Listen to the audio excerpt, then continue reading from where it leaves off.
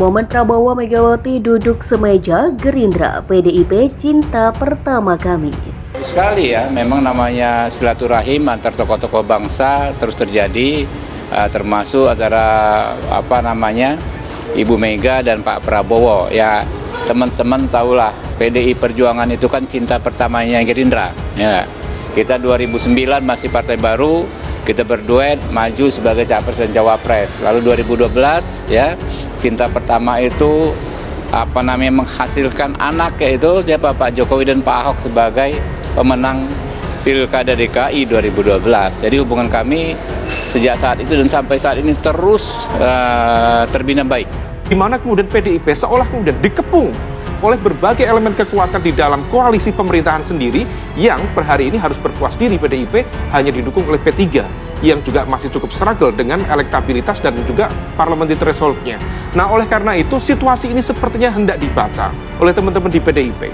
Apakah kemudian tetap pada satu titik keputusan mengusung Ganjar dengan konsekuensinya cukup berisiko? Artinya begini, tadi yang disampaikan oleh Bang Andre, kalau di atas kertas 3 pasang calon, per hari ini Pak Prabowo sudah mengantongi elemen kekuatan dukungan berbasis kursi di parlemen total 45% dengan masuknya Demokrat di Pak Prabowo. Yang kedua ada Anies Baswedan dan Muhaimin Iskandar dengan angka sekitar 29% kursi parlemen. Orang akrab kok, nggak ada apa-apa. Ya mungkin di pembicaraan itu ya gimana, oke nggak, boleh nggak, ya boleh aja gitu, boleh apa ya, tanya sama Bu Mega sama Pak Prabowo gitu kan. Jadi nggak ada yang nggak mungkin di dinamika politik ini, dan ya saya berharap semuanya yang terbaik. Capres-capres yang ada hari ini semuanya itu dekat dengan kami. Pak Mas Prabowo saya manggilnya aja Mas, Mas Anies saya manggilnya Mas Caimin saya panggil Caimin.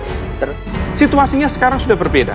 Kalau misal dulu memang di teman-teman PDIP ada kepercayaan diri. Waktu itu memang elektabilitas Pak Ganjar relatif lebih moncer. Dan kemudian PDIP berharap kemudian pasca deklarasi Pak Ganjar akan menghadirkan akumulasi kekuatan koalisi yang cukup signifikan. Tetapi fakta per hari ini situasinya berbeda. Di mana kemudian PDIP seolah kemudian dikepung oleh berbagai elemen kekuatan di dalam koalisi pemerintahan sendiri yang per hari ini harus berpuas diri PDIP hanya didukung oleh P3 yang juga masih cukup struggle dengan elektabilitas dan juga parliamentary threshold-nya. Nah, oleh karena itu situasi ini sepertinya hendak dibaca oleh teman-teman di PDIP. Apakah kemudian tetap pada satu titik keputusan mengusung Ganjar dengan konsekuensinya cukup berisiko? Selama itu baik buat bangsa ini, ayo, yang jelas kita maunya Prabowo Ganjar. Bukan Ganjar Prabowo, saya pendukung Prabowo, maunya kita Prabowo Ganjar. Ya, ini katanya 12 DPD Projo sudah mendukung Pak Prabowo. Apakah nanti ke depan mungkin ini akan arah dari Projo sendiri? Ya, tadi salah satunya Bali.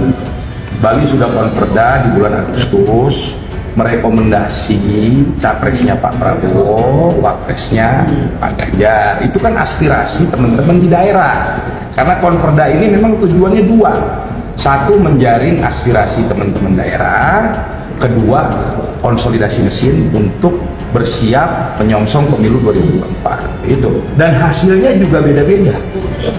Capresnya yang sama, semua sepakat Prabowo. Wapresnya warna-warni. Kalau PDI Perjuangan itu dari dulu memang namanya PDI Perjuangan ya tetap berjuang terus. Ya. Jadi setahu saya ya, kalau namanya situasi apapun bisa terjadi dalam politik itu. Kita berkaca di tahun 2014, 2019 yang lalu, bahkan ada satu ketika kan PDI Perjuangan juga tanda kutip memang terkesan seperti dikeroyok ya.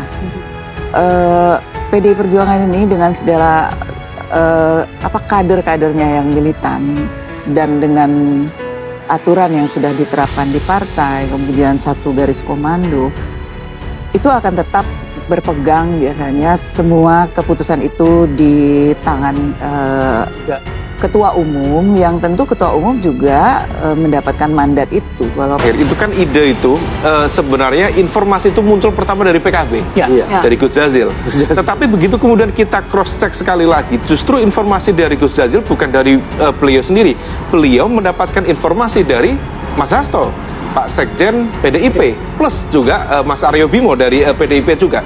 Yang artinya sebenarnya Kalau misal kita cermati, ada semacam operasi politik yang sedang digerakkan oleh mastermind di belakang ini semuanya, dan itu terlihat bagaimana perdebatan di Komisi 2. Nah, di level ini siapa mastermind? Saya menduga besar kemungkinan adalah dari lingkaran kekuasaan. Who knows? Wakil Ketua Umum Partai Gerindra Habibur Rahman merespon momen hangat antara Presiden RI kelima sekaligus Ketua Umum PDIP Megawati Soekarnoputri dan Ketua Umum Partai Gerindra Prabowo Subianto. Keduanya terlihat duduk semeja saat hadir dalam acara Hari Nasional Arab Saudi pada Senin 25 September 2023 kemarin.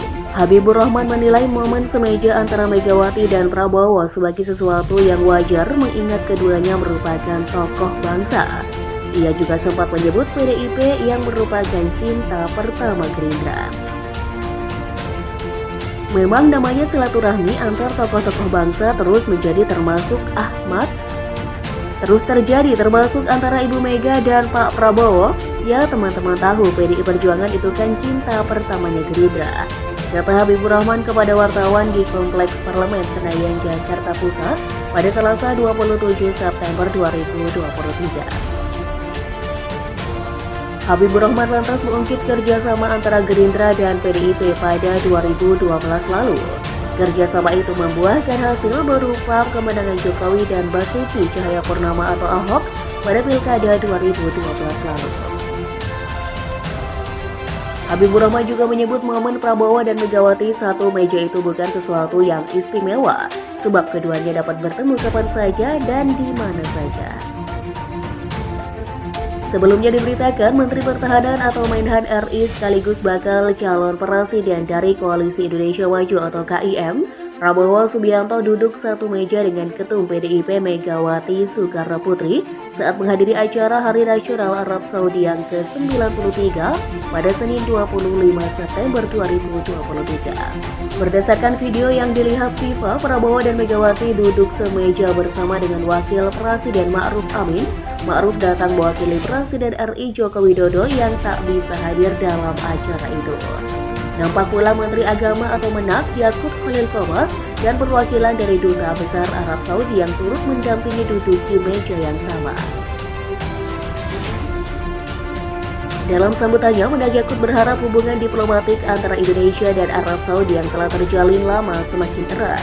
Ia juga berharap Indonesia dan Arab Saudi terus menjalin komitmen untuk mewujudkan pembangunan yang adil dan merata.